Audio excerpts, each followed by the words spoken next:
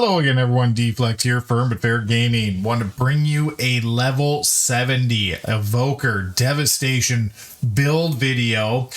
This is actually going to combine the two builds that I am running. I'm running two different ones depending on the week. I run more of a Cleave-oriented Tyrannical build, and then I run a big AOE build. It is definitely a lot of fun to play and want to go in depth into it. Now, I don't have the stats. I made it to level 70. I've done some gearing, but I do not have the stats I want. Again, I need a lot more haste. 4.5% is not cutting it. The crit needs to go up as well, and then mastery, of course. So I need more gear is what it comes down to.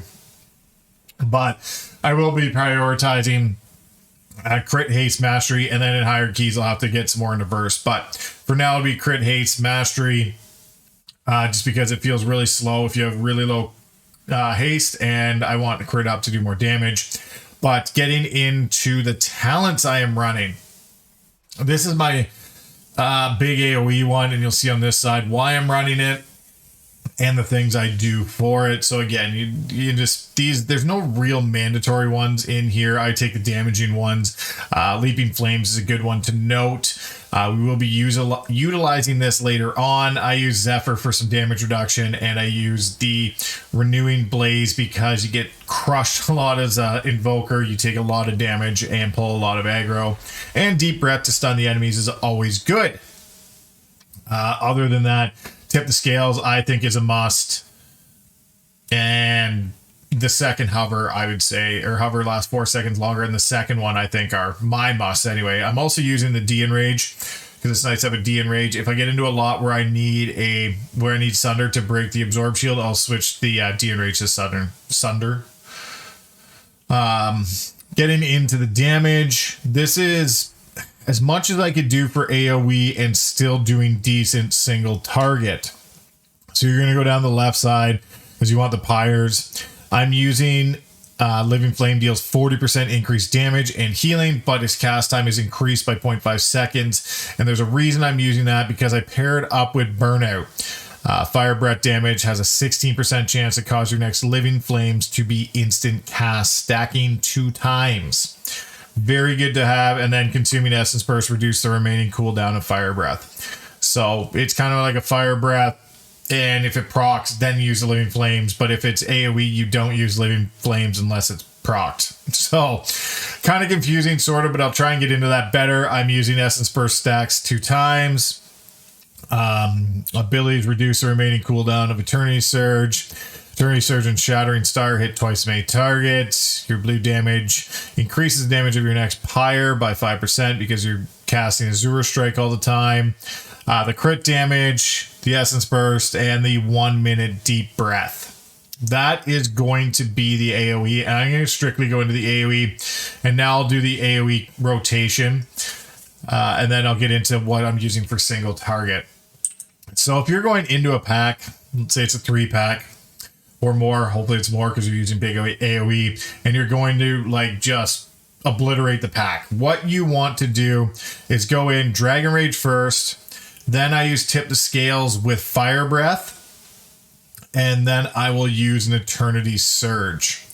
Now, if you are using, I'm not currently using the Shattering Star, but if you are, you would then proc 2 Azure Strikes if you don't have it for Essence Burst. And then with 2 Essence Bursts, basically you would then Shatter Star and Pyre. So it kind of gets a little confusing. I'll try and make it a little easier, but basically I'll go really slow. I mean, you Dragon Rage, you would then Tip the Scales, Fire Breath, and you would hope for a proc. We didn't get it. You would Eternity Surge, and then Firestorm. And because I didn't get a proc on my Living Flame, we get that Living Flame buff, but the damage isn't going to it's going to take too long to cast. It's 2.4 second cast, so it's not worth casting unless you really proc it. It does a bunch of damage, but the proc version where it's instant is that much better. If you want to cast it with hover so you can move. So you would do basically, you do the Dragon Rage, you would do the Fire Breath, the Eternity Surge, your Firestorm. So it's a lot of setup. If you have to move during this, or you're going to have to move, you can swap out these abilities. You don't have to Eternity Surge right after. You want to do it just so you boost the cooldown of Dragon Rage. So if you do it later on, you can do it. Although you might not get a third and fourth one in, you'll still not have to cancel a cast. Unfortunately, Firestorm is also a cast time. It's 1.9 seconds, so the same as your Living Flame, but as long as the tank is going to keep the targets in here, it is going to do great damage. And in a lot of cases, a lot of the dungeons have very specific areas where they're going to be tanking, because you'll pull ads if you don't tank them in basically the same spot. If the tank's going to move them a lot, Firestorm is not going to be a good pick. But a lot of the dungeons I'm finding so far, they can't move too far or they'll pull other packs. So it's a good one to take. And then you'll Deep Breath when you can. Like if you have that all lined up, I would then drop a Pyre before I Deep Breath, but then I would Pyre and then Deep Breath. So that's kind of your AOE priority. Is I go in with the Fire Breath to get the most damage, and I always do them like I try and do a couple if they're going to live for a short period of time. I do a max stack if they're going to be 6 seconds. It can be a three stack if they're going to live a little longer on your AOE. But the more stacks you get, the more targets your Living Flame is going to hit with Leaping Flame. So your next Living Flame to strike one additional target per empower level. So if you're empowering to the max, your Living Flame is going to hit that many more targets. So you can cast it. And if you want to cast it after your Dragon Breath or Fire Breath, sorry, you can just make sure you hover, because it is going to be a long cast time, but it is going to hit very hard. So you know, a Living Flame is hitting for 24k and it's hitting other targets. It does a lot of damage. So if you max cast Fire Breath, then I would hover, and then Living Flame. But it is a long time, but you can see it does quite a bit of damage in that little quick burst. You are hoping for a proc though, so you gotta pray that you'll get a proc on a big pack, because you do have a lot of setup anyway else. Without Dragon Rage, it's still the same setup I use. I just have to get in early to try and wait for positioning. If the tank's grouping everything up, then I Azure Strike a couple times, because that builds Pyre stacks, and then once they're grouped, I will then Fire Breath and Firestorm if they're stationary. And then you saw the Living Flame proc, and I'll Living Flame, and then Pyre. And then I would throw in an Eternity Surge at the end. So that kind of you can see the damage is just huge. And I didn't even use Dragon Rage or anything. I didn't use the Mastery buff from Deep Breath. So you can see you do quite a bit of damage, but unfortunately you do have to sit still for a bunch of it. Like, unless you're casting Hover for the Firestorm, you can't Deep Breath and cast. So your Essence ones you can't, but you can use Hover for Firestorm and for Living Flame. So if you want to cast those on the move, it is possible. That's your basic AoE rotation, how you're going to do quite a bit of damage. You're going to keep up very well with other classes in AoE with this build.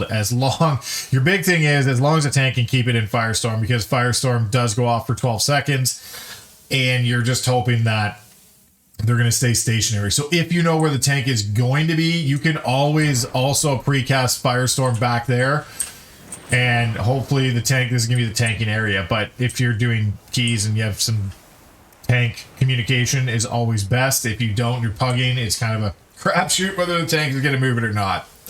Now that I've gone on way too much about Firestorm, I'm going to show you what I'm using for my single target. And it switches up a bit. You don't use Firestorm. I still kept Engulfing Blaze. I still haven't fully decided on this, but on 2 target where you are going to be hard casting this a bit more is still going to work. You're still taking the Fire Breath to do procs and damage and reduce the cooldown of Fire Breath, because that's going to be a major contributor. I did, however, switch out the 1 minute Deep Breath, the Firestorm. I am taking Shattering Star for the 2 target hit, and them taking increased damage and the increase of 2 seconds longer on Shattering Star, so it's a 6-second cast. When you are using this, the setup is a lot the same, but not identical, because Shattering Star will differ a little bit. You would still Dragon Rage. I would still use Fire Breath to the max. Because using a max Eternity Surge doesn't do anything. So if you have tipped the scales and it's going to be a 2-minute fight anyway, you might as well hit the first one with it. It just does all the damage at the beginning. But the problem is, it then becomes an issue on your rotation. You have to reverse your rotation. So, not to confuse everyone, if you're going to use Tip the Scales on Fire Breath, I would open with Eternity Surge so you get the damage. So you would Dragon Rage, then Eternity Surge, and then I would Azure Strike to build these, and then Tip the Scales, Fire Breath, Shattered Star, and then you get into your Disintegrates. So you just disintegrate, and then drop that Leaping Flame because it's procced. And then back to the Disintegrate. And if you do it or get enough dumps, you will get to do another one, or with enough haste, you will get a second Eternity Surge into your Dragon Rage, so it will boost the time again. But that, I would just reverse the Fire Breath and the Eternity Surge, so you are getting Fire Breath just before, so you can actually utilize some of it. I'm actually going to use this Catalyze with it, because I'm in between Living Flame and Catalyze. And Catalyze, if you're more single target, this will do a lot more damage. Living Flame, I'm in between these two, so I'll switch these two in and out, Catalyze and Living Flame. And if you are, you'll definitely want to Fire Breath second, so your Disintegrate deals 100, or your Fire Breath deals 100% more often on your target, and it will do great single targets. So in between these, you don't need Engulfing Blaze, but Catalyst, that is your big note. Catalyze, sorry.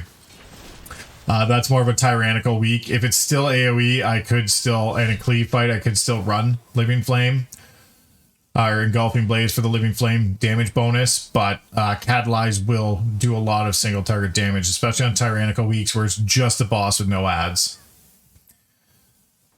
But I know it got long, and hopefully it wasn't too confusing. Just remember, if you're going in, I tend to hit a couple of Azure Strikes while the tank's grouping them up, so you don't rip aggro right away by doing a max breath, because 100% of the time you will rip aggro if they're still grouping it up and you hit that, because it is based on mastery, and mastery tends to rip a lot of aggro. So if you haven't done so, please hit that subscribe button. It really helps me out. Don't forget to like, share. If you have questions, leave them in the comments. This is Deflect, Firm but Fair Gaming. We'll see you in the next video.